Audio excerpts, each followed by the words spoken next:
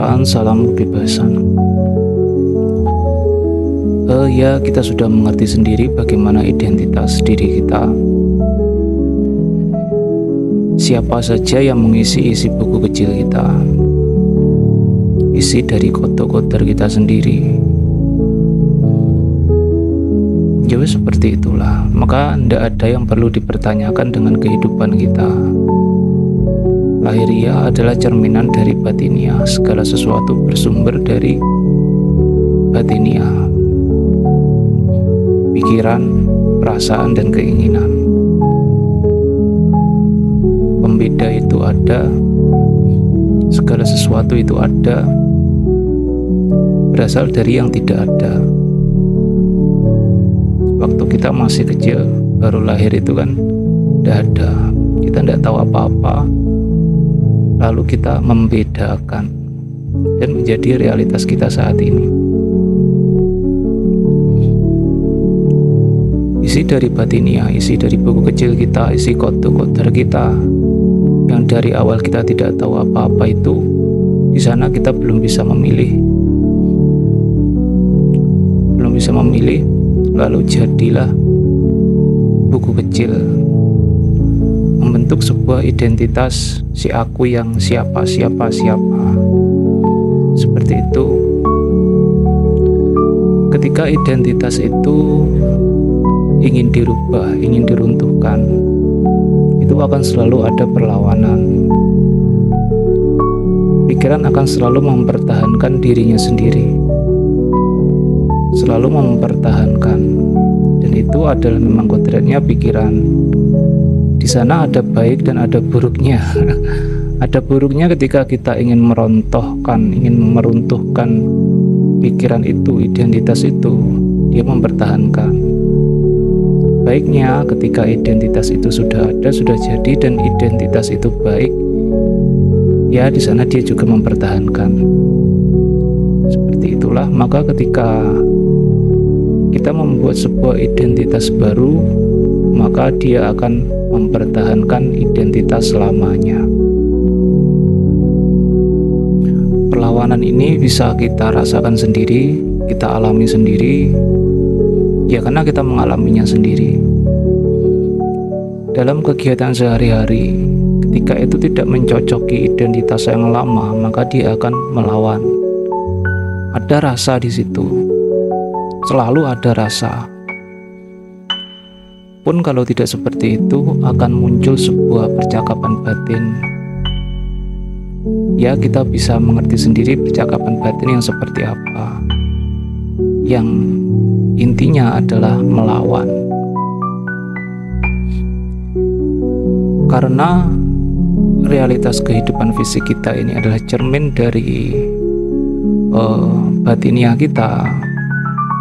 Ketika transisi itu terjadi, proses pembentukan identitas yang baru itu terjadi, perlawanan itu akan muncul juga menjadi realitas kehidupan fisik kita. Nah, disinilah yang sering saya bilang itu berdarah-darah. Di dalam berdarah-darah, di luar pun juga berdarah-darah. Entah kejadiannya apa, ketika transisi itu terjadi, maka realitas fisik kita pun juga ikut mengalami transisi. Dan perlawanan ini akan sangat extraordinary, sangat berbeda dengan sebelum-sebelumnya. Misal kita ingin membuat sebuah identitas tentang kecukupan, aku yang berkecukupan, maka aku yang kekurangan akan muncul dengan sangat intens, dengan sangat kuat, berlipat ganda, karena dia melawan. Perlawanan itu sangat intens. Akan banyak sekali kejadian fisik kita, kejadian di dunia fisik, di dunia materi kita, yang akan menekan, memaksa diri kita untuk merasa kurang, sangat intens sekali. Itu pun ketika identitas si marah, si aku marah, kita membuat identitas si aku sabar pun yang di luar dunia fisik kita akan ada saja yang membuat diri kita marah. Dan marah, kekurangan itu sangat intens. Disinilah kita harus menggunakan senjata utama kita, yaitu diri sejati, supaya identitas yang lama ketika dia muncul itu tidak memperkuat dirinya lagi. Karena ketika identitas yang lama itu muncul dan kita terseret, terlena, maka ya dia akan menjadi kuat. Nah, disinilah senjata kita yang harus kita gunakan.